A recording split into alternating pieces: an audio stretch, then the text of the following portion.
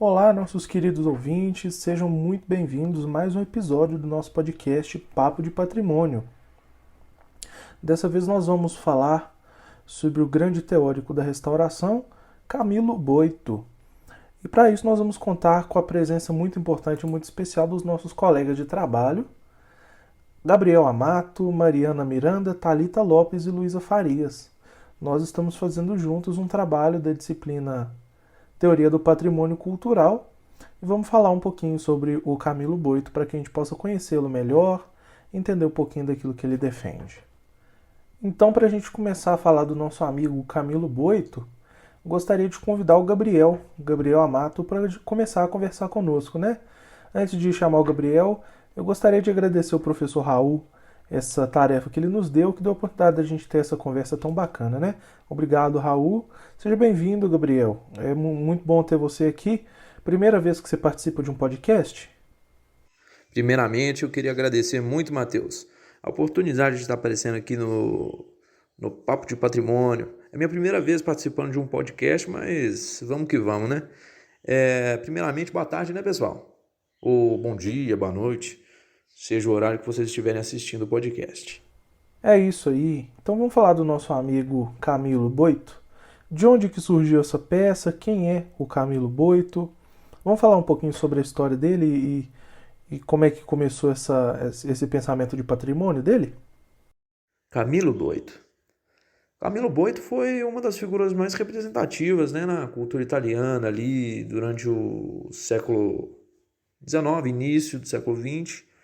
É, Ele foi um pioneiro na história da arquitetura italiana, né?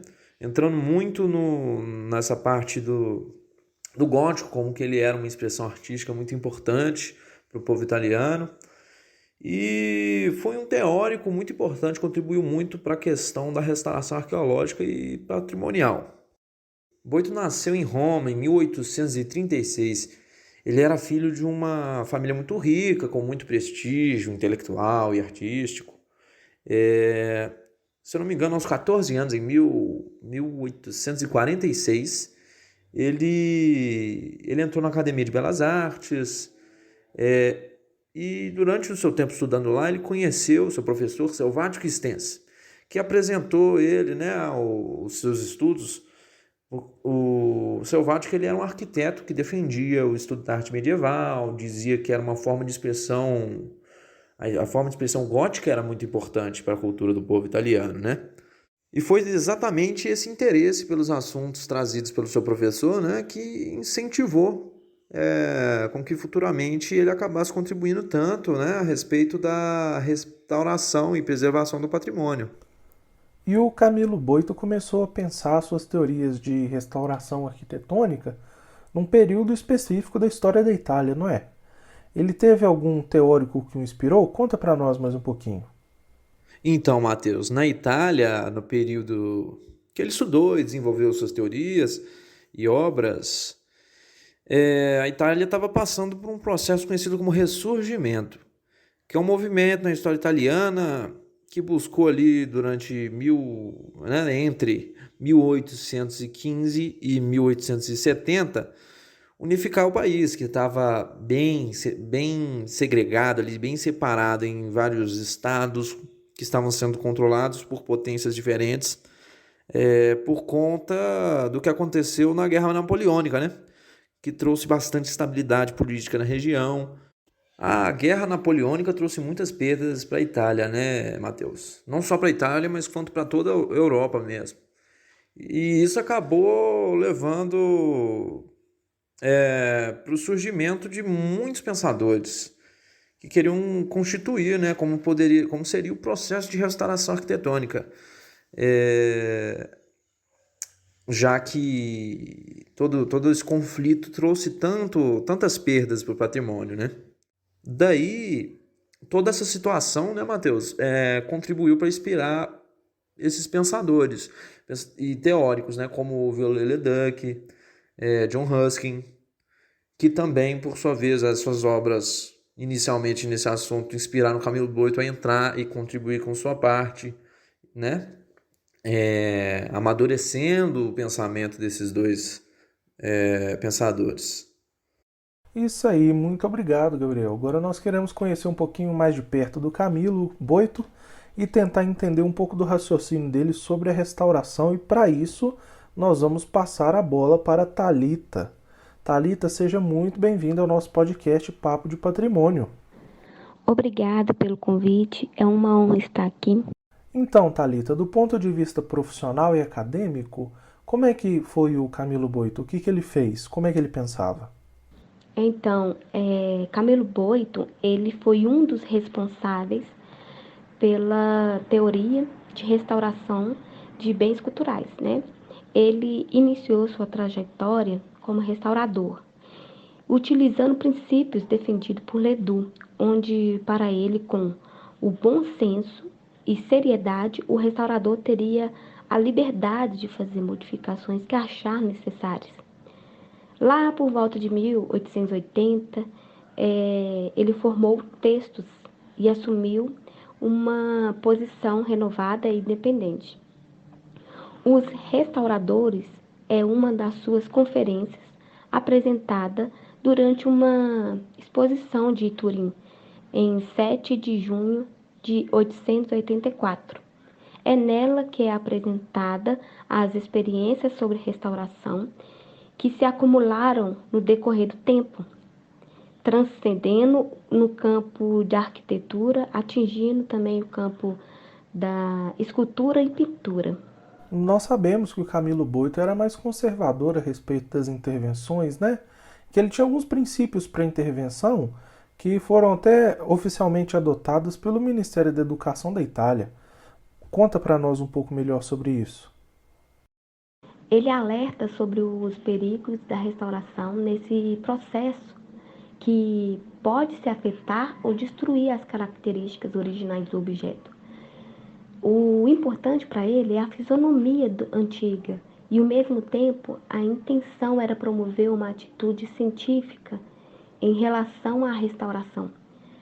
O Boito apresenta alguns princípios para a intervenção que foram adotados pelo Ministério da Educação, que são a diferenciação de estilo entre partes novas e antigas de um edifício, a diferenciação de materiais de construção entre o novo e o antigo, supressão de molduras e elementos decorativos em novo tecido colocado em um edifício histórico, exposição em um local próximo de qualquer parte material de um edifício histórico que foram removidos durante o processo de restauração, né? Inscrição da data ou um símbolo convencional em um novo tecido em um edifício histórico, registros e descritivos com fotografias das diferentes fases de restauração. Esse registro deve permanecer no monumento ou um local público próximo. Esse requisito pode ser substituído pela publicação desse material. Notoriedade visual do trabalho de restauração feito. Thalita, muito obrigado. Nós queremos lembrar que esse nosso podcast também é em comemoração aos 30 anos do curso de Arquitetura e Urbanismo da PUC Minas, do qual nós fazemos parte com orgulho. E queremos então parabenizar a nossa querida universidade pelos 30 anos de curso de Arquitetura e Urbanismo da PUC Minas. Para a gente continuar a nossa conversa e entender agora sobre o conceito de restauração e intervenção do Camilo Boito, nós convidamos a Luísa Farias. Luísa, seja muito bem-vinda. E aí, pessoal, e aí, Matheus. É um prazer fazer parte desse episódio do nosso podcast Papo de Patrimônio. Nós sabemos que atualmente o conceito de restauração e intervenção dos monumentos históricos tem um pouquinho a ver com o ideário e com as práticas do Camilo Boito. Então, Matheus, no final do século XIX e no início do século XX, surgiu uma geração de arquitetos que estavam muito preocupados com esse conceito de restauro, defendendo muito conservação, defendendo muito reparação. Então, a preservação dos valores históricos e artísticos do monumento foram baseadas principalmente no nosso querido Camilo Boito. Entre os conceitos de restauro do Viollet-le-Duc e de algumas ideias passivas do Ruskin, a gente tem um espaço que é chamado de intervenção de nível médio ou intervenção moderada, que foram propostas pelo Boito. Então, o Camilo entendia que a restauração ela tinha que ser praticada quando outros meios de manutenção, consolidação e algumas intervenções que fossem imperceptíveis tivessem fracassado. Então, esse ponto ele é muito importante para todas as teorias que ele vai formular durante a vida dele, porque as diretrizes para a conservação e restauração de monumentos históricos ajudam demais a separar precisamente esses dois conceitos. Então, de acordo com ele, a gente tem a ideia de que esses dois termos eles não vão ser a mesma coisa. Inclusive, na maioria das vezes, eles vão ser antônimos, eles vão se opor. A conservação ela é vista mais como se fosse uma obrigação, que é indispensável, para que o que ele chama de bem sobreviva.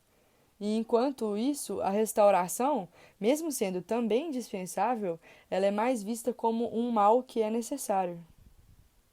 Luísa, e no processo da conservação desses monumentos, onde que entra o restauro nessa história? Olha, com certeza o segredo para a conservação dos monumentos está na manutenção periódica.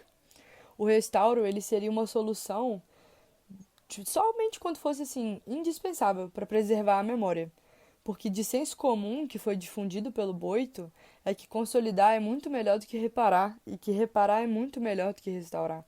Tem até um mote popular que sempre me vem na cabeça quando eu penso nas propostas dele que eu acho bem interessante, que a gente fala que o monumento conservado ele fica velhinho em folha. Então, por exemplo, em relação às esculturas, Camilo alertou que para perigos de completamento, digamos assim, que a gente pode ser conduzido a muitos enganos e alterações no equilíbrio da composição da peça. Então, as intervenções dessa forma são muito perigosas porque elas podem induzir ao erro e ela não valoriza as ações anteriores. Então, nesse caso, é importante sim aplicar a técnica de proteção, por exemplo, para as esculturas que ficam expostas às condições climáticas. Outro exemplo, no caso das pinturas, Boito julgava que a restauração ela era necessária para trazer de volta a vida nas obras, mas sempre com o princípio da mínima intervenção, para poder favorecer a distinguibilidade da obra. Ou seja, o ponto-chave da restauração da pintura, no caso, é parar a tempo e se contentar com o mínimo de alterações possíveis, para poder manter a integridade da obra original. E o Camilo Boito teve um certo papel de relevância nesse campo? Camilo teve um papel fundamental na transformação de uma nova cultura arquitetônica na Itália, e ele foi, na verdade, um dos responsáveis pela atual teoria da restauração de bens culturais que temos hoje, com uma forte ênfase no valor documental dos monumentos históricos. Outra parte das obras dele, que é muito importante de ressaltar, é a preferência pelo restauro mal feito do que o bem feito, porque para ele antes feito com baixa qualidade do que mimetizar e ferir a autenticidade da obra. Um exemplo que a gente tem muito claro desse fenômeno de, assim, entre aspas, de enganação, a partir dessas restaurações que vão constituir o que ele chama de falsos históricos, seria a Rua das Flores, de Ouro Preto, por exemplo, aqui em Minas Gerais, com casários que parecem ser coloniais, mas que, na verdade, eles foram construídos no início do século XX. Então, essa perda da distinguibilidade em prol de uma unidade estilística, que era muito valorizada pelo Viollet-le-Duc, perde o sentido da obra. Ela vai desrespeitar as partes do real monumento e ela vai resultar nesses falsos artísticos. Esse tema de restauração ele é bastante delicado e a gente não tem solução mais certa do que a outra, mas o que a gente chama de solução mais prudente. Por isso que a margem para polêmica ela é muito grande, principalmente no nosso país, onde, infelizmente, a gente não tem uma cultura de reverência em relação à preservação dos nossos monumentos. Realmente o tema é um pouco complicado mesmo, mas a gente conversando, o famoso ditado, né? Conversando é que a gente se entende, a gente pode debater, tirar novas conclusões, pensar, buscar essas referências que nos são trazidas dos grandes mestres, né?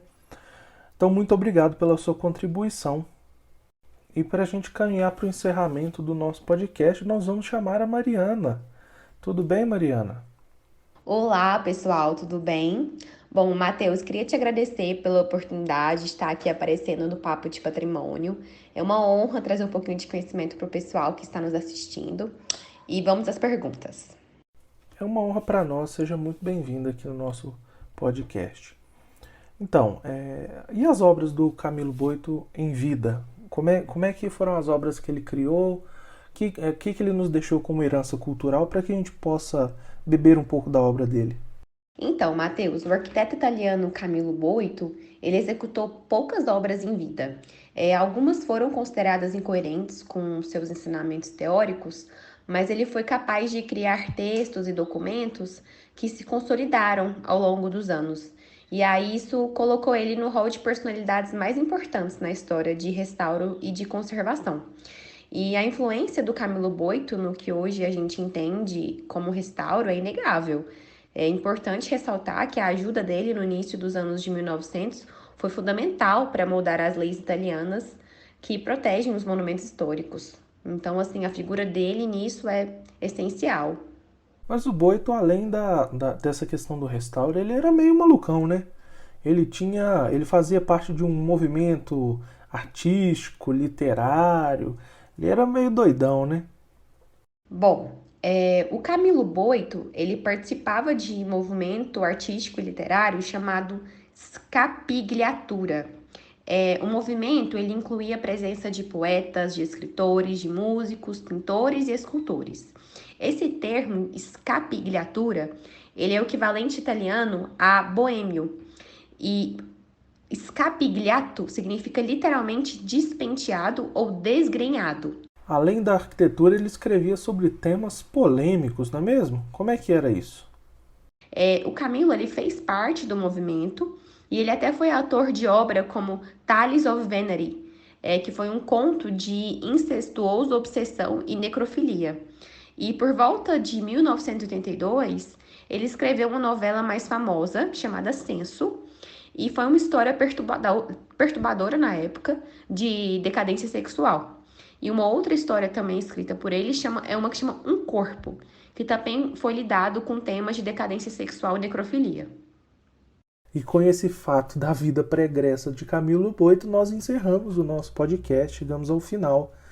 Queremos, quem sabe no futuro, falar sobre outros autores da restauração e outros temas do patrimônio, né? Não apenas o patrimônio edificado, mas também o patrimônio cultural, que é muito interessante. Então, agradecer aos nossos colegas que participaram do nosso podcast hoje. Repetindo aí de novo, Matheus, muito obrigado, cara, por estar me permitindo participar aqui do podcast. Foi um prazer estar conversando com vocês aí e a gente se vê. Então é isso, pessoal. Ficamos por aqui. Muito obrigado, Matheus, pelo convite. Muito obrigado aos meus colegas que participaram, sempre trazendo informações muito pertinentes para o nosso podcast do Papo de Patrimônio. E nos vemos na próxima. Até lá. Muito obrigado. Muito obrigada pelo convite. Adorei conversar com você e até a próxima. Bom, Matheus, mais uma vez queria te agradecer pela oportunidade de a gente estar aqui no Papo de Patrimônio. É uma honra fazer parte desse assunto. Eu gosto demais sobre esse assunto, então poder estar aqui com vocês participando, conversando, está sendo realmente muito bacana. Muito obrigada mais uma vez. E agradecer também ao professor Raul e a todos vocês que ouviram e deixar a cada uma o nosso abraço. Até a próxima edição. Meus caros, obrigado por ter participado desse podcast. Então vamos ficar de ouvidos atentos, aguardando a próxima edição do nosso podcast. Até lá!